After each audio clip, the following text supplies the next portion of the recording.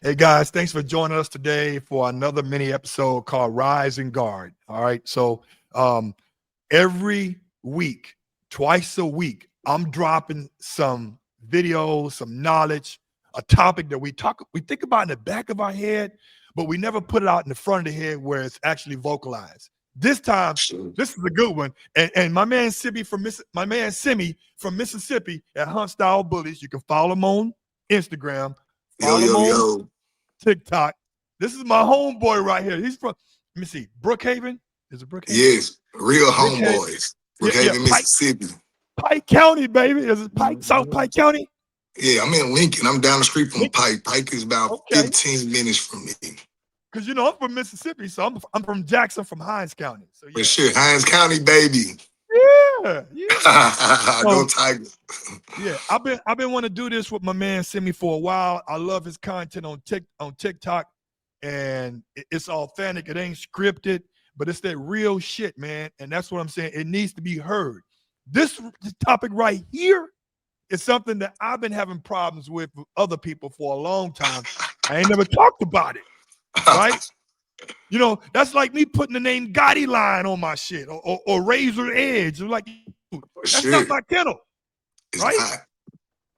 So It's the not, topic man.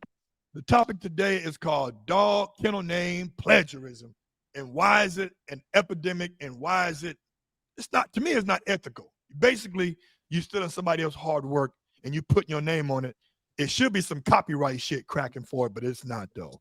So man, give me your views on that and I'll give you mine because I'm a huge advocate of being original. And I always say, listen, the dogs that we have, our foundation dogs, are not our dogs. They're from another kennel, right? For me, Sure. my foundation dogs are from overseas, right? So I pay homage to them all the time. I give them their flowers while they're still in business, right? But then of that foundation, I start breeding my own stuff with my own mixture. And maybe two more generations later, boom, I got my own shit, right? But It I already goes. have my own kennel name, right? So, what's your Goes. views on this dog kennel name plagiarism? Man, I think you can separate the people that's really into the dog game and really want to Yeah, breed dogs because they love dog and want to create their own versus the people that just want to ride off somebody else for popularity and make some money off dogs. When it comes to dogs like that, man, I feel like people feel like just because they bought a dog and they have a kennel name, they name the dog directly after their kennel. That is plagiarism the whole way. You have somebody like me and somebody like you that has put in years of work to create this dog, and somebody takes it and runs off with it like it's theirs, and that's not what it is. But I think it's an uneducated thing, and I think it's a rush yeah, thing about it. yeah, But most people haven't been in the situations where they put in a lot of work to create this perfect dog for their vision. And when somebody takes it from them, it's kind of a crazy thing because of all the work I put in. But when I see people do that to me, I realize that most people that do that don't have a vision of their own. And when it comes to dog plagiarism, I feel like, and I tell people all the time, I was talking to my homeboy Roger Daniels, and he was like, man, these new breeders, they think they breed one dog and they start a kennel. And I understood what he was trying to say. But what I tell people all the time, you can start your kennel name and not even have a dog. The kennel name is basically the business, it's the brand, it's not the dog until you make it the dog. So you can start your kennel name before you have a dog. But if I go buy a dog from a homeboy and I go get a dog from the lady down the street, these dogs I own, but they're still a property of this kennel. This is the hard work that this person had put in to create this dog. Now, when I name a dog, I want to put my own twist to it. I want to have my own blood into it. I want it to fit my own vision. And if it doesn't do that, it doesn't even deserve the name Hunt Style Bullies. I mean, sometimes, bro, when you want to build a brand that you can stand behind, you can't just rush into it. Sometimes I have litters of puppies that have dogs that I feel like should be pet home. I wouldn't even name it Hunt Style Bullies because your name stands for a long time. And when you yeah. rush to put your name on something that you haven't tested, that you haven't built, that you haven't seen grow and understand what it is, it will end up to bite you sooner or later, probably, man. How do you feel about that? You know what? You're right. My man, he breeds Rotties, and he said, Gerald, my name is everything. He said, man, I can change jobs, I can change professions, I can change wives. He said, but my name is that my name It stays the is. same, right? And so my thing is that branding is the utmost key because when you're doing this dog, I've been in the dog game now 17 years consecutive with Adobe. And during that process, and you know this better than I do, certain lines that you fell in love with, that particular lines die out. It is They evolution. do. They do. Right. And you're steady bringing in new shit that you like, whether it's the geno or the phenotype, right? And so for me, it's like the name should not be synonymous with the actual dog kennel that you got your first dogs from. It should be a name that's synonymous with producing great dogs. Like case in point, Sure. I give you brands. Ralph Lauren, you know who Ralph Lauren is, right? Sure. Okay. When you see all three of his logos, you know that it's Ralph Lauren. Case in point, when you see the You know. horse and the guy on the horse, that polo, you know that's what? That's Ralph Lauren. Sure. When Sure. you see when you see just the R, or no, You know. when you see the word polo, You know. Ralph Lauren. When you see the name Ralph Lauren, it's a brand, You know. right? So for me, it's like if you got a brand and you build a brand by being consistent, you know, it's cool to have the names like in the bully world, the Gotti line, the Razor's Edge, and my man who was doing micro bullies, Ashton, who does micro bullies, called one of his boys' name is called Grim or whatever, or Brim, whatever. Brim, love Brim. the dog. My boy Ashton owns Brim, right? So when you do Brim that, is a brand in himself, for sure. yeah, yeah. Shout out to Ashton.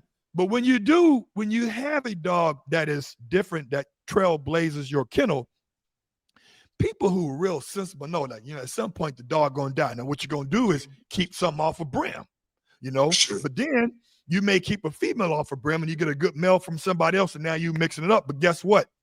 The name on the pedigree stays the same, but the It brand of does. the kennel is what motherfuckers know about. Okay, cool.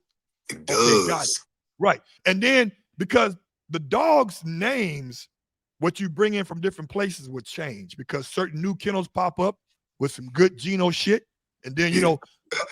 it is what it is, right? Yeah, yeah, for But sure. but the name of your kennel is synonymous with like, this motherfucker gonna put out some good ass shit. Like, I don't need to know what bloodlines it is. I know this guy got some hot shit. I think that's part of it that I want to bring in too. Not just the part of it where I feel like naming somebody else's dog after your kennel is just something you shouldn't do because of plagiarism. But at the same time, though, you want to watch what you put your name on. Yeah. You want it to be tested. Man, I have a puppy right now that I feel like is Hunt Styles Bullies. He's what I'm looking for. He has the attitude, he has the build, he has everything. He's still 4 months. I haven't put Hunt Style Bullies on his paperwork yet. I haven't did anything yet because if I rush to put a dog in my kennel name just because that's what I want to do, and let's say in 6 months I realize this dog has a low sperm count. Let's say this dog end up being behavioral wise just uncontrollable or has a flaw. I've already put my name on that dog, and you don't want your name on something that you haven't built, something that you haven't tested, because it's a lot of work into it, and this dog will follow you forever. And what I tell people about stuff like this is don't rush to put your name on dogs. You have big name dogs, you have small name dogs, but even Brim wasn't born a big name dog. Ashton made Brim who he was. You know what I'm saying? He was bred right. He was treated right. He was everything he did to him, trained right, showed right. Everything he did to him made Brim who he was. And now people are looking for Brim. People weren't looking for Brim when he was born. He was looking for the Brim after he put in the work. And I know you deal with Doberman, so you understand that. You don't want to just run and put your name on, oh, I'm gonna name this dog my dog. This is my dog. And then when you start putting this dog out, they're like, man, this dog will not work. You've already put your name on it. You've ruined your name so fast that it comes to an end. I don't think people think about that. So besides the plagiarism and stealing my work, I love people to believe in my work. I know you would too. I love it, but it's still my work. And what Frank Lucas say, hey, if you change it, if you add something to it, if you take something from it, bro, It's you a got to call brand something. name. It's a You got to call yeah. it something else. But sure.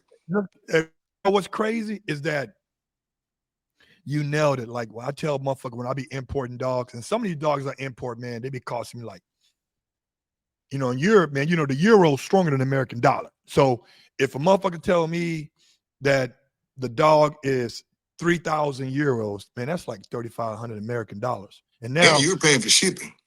yeah, shipping. Hopefully, you just paying for shipping and not the transportation costs to drive 300 miles to get to the airport. For sure, That's, for that's sure. so you're looking at about 2,200 euros. That's about another 25, 2,600. So now you what? Almost $3,000 in the hole. Then you got to pay a broker. That's $200-300 custom broker.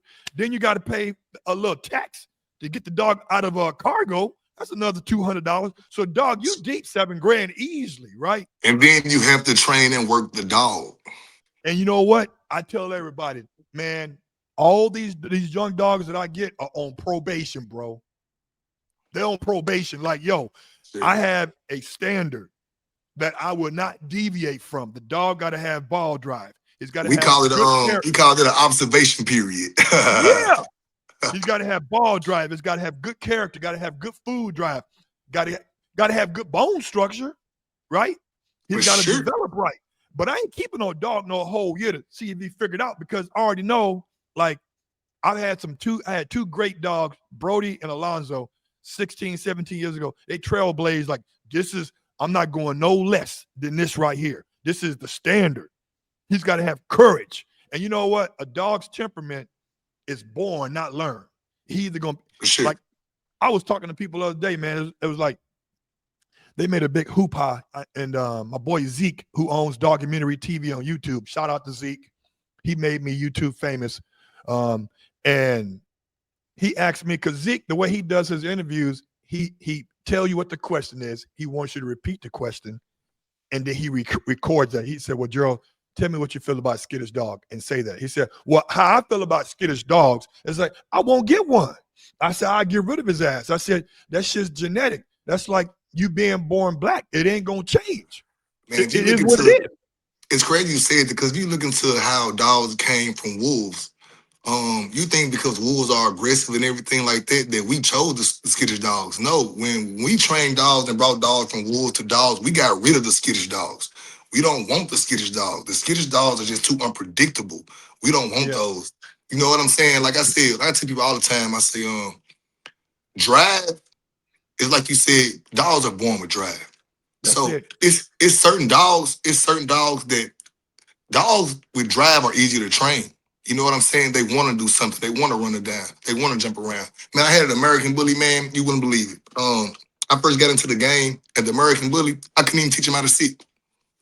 You know why I couldn't teach him how to sit? Because he never wanted to stand up and run around. Wow. And you know what I'm saying? Like, so when it comes to stuff like that, bro, and it's pouring into the dog, that's what we're looking into.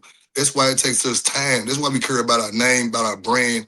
Man, some puppies I hold on to a year and a half, just because I need to know what they're like before I put my name on it, before I breed into something else. And not just the looks of the dog, the attitude of the dog, how the dog acts around people, around other dogs. That matters. You know what I'm saying? So I'm not going to buy a dog from you and be like, well, you know what? I'm going to name this dog Sunstyle Bullies. I'm moving way too fast. It's something I If you need to got to slow get rid of down on. them, if you get rid of them and then resell them, then your name's on it. You know what I'm Then saying? your name is on it. You know what I'm saying? Yeah. Oh, this came from Hunt Style, man. Listen. Oh, really? Damn. I don't even put out dogs like that. For sure, Like, man. see, for you, Man, see, listen. you have more time to evaluate. For me, because I'm a stud provider, I can't wait a year and a half, 12 months for this dog to figure it out. Because I know for this breed, I know it don't take that long for me to see the small things that I could build on. You know what I'm saying? So it's like one time, here's another character flaw that I was like, fuck that, he got to go. And my wife be tripping because it's like these dogs, I love my animals, and everything is not always transactional, but these dogs are pets with a purpose. I got 2 rescue cats, bro. So I don't need to have pets that eat more than me, shit more than me, go to the vet more than I go to the doctor. You're not contributing to the house? What? It ain't happening. What? I'm like, no, ain't happening. It ain't happening. The only living being that's living off of me until he's able to feed himself is my son. Everybody else, you got to contribute, homeboy. So you have to. For me, it was like, I'm gonna tell you one of the character flaws that it never happened to me because I never experienced it. But I started looking, I said, you know what? I don't like this. The longer that dog stayed in my camp, the more I hated him. I was like, come get this motherfucking dog, man. You can have him. Pedigree, paperwork, everything. I don't give a shit. Because he's a dog trainer. He got time to build on that. I ain't got time for that. So I'm going to tell you what he did. It was a dog named Gaius. So usually, bro, when I go up to my crate, when I bring some of my dogs to work with me or whatever, I put them in crate because I don't want them running around my little office and shit, picking up shit, putting in their mouth. You know, puppies. It's dangerous. That's very dangerous. Yeah. And so when I open the crate for my other dogs, they like this right here. They can't wait to get out. They scratching at the door like you can't even unlock the motherfucker fast enough, right? You just can't. I open the door for this dog, Gaius. I open it up. He was like, he laying down like, huh? All right, oh no. I said, this motherfucker acting old already. I said, no, bro. I was like, no, my boys good. They got to be like this right here with the tail, waiting to get out of the crate. And don't even want to breed them because those traits carry over, and people don't understand that. And listen, if he's acting old at 6 months, guess how he's going to act when he's a year or 2 or 3 years old? Even worse. And when we did protection work, he likes to do protection work sitting down. No, man, you got to be on all fours, homeboy. What is this? I said, dude, I told my wife, I said, I'm finna drop his ass off at Chinatown, man. Let them use it because this ain't happening. No. But no, man, you're right. You know, kennel name plagiarism is a huge thing. Now, the only part I love it's not plagiarism because it's in there. I love it when people have good dogs and then you say, hey, let me see the pedigree of that dog. And you look at the pedigree, like, oh shit, that dog right there, those are my dogs. Yeah. Like, I can't wait to get to that point. Dog. I know that makes you happy. I can't wait to get to that point. You know what I'm saying? Dude, I'm telling you, man, because it's like that is the type of results you want where your lines were the foundation 2-3 generations back to build what this dog is today. If that's what you want, man. Like I tell people all the time, man, my dog Moscow, you might not know him now. Nobody might not know him now. It's not their job to know him now. It's my job to make him known. So maybe 2 years from now, people might say, oh, here goes Moscow. The pedigree is like, oh, I don't know that dog. It's not much. But when I produce with him, when I make sure he's bred to the right females and he put down the right puppies and he's breeding the right standard, 2 years from now, people are going to say, bro, that's Moscow. He's in that pedigree. He's that. And that's what it takes. And that's what we want to see as breeders is for us to be able to look in the pedigree. And people say, you know what? Whatever he started with was great.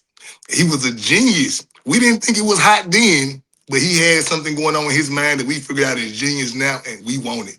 And I think that's the thing that our breeders want to get to at some point, is the dogs I started with will be great in 2 years. You don't know it now, but I'm going to show you by great breeding, by great promotion, by doing great business that don't fall back on me, that's always great.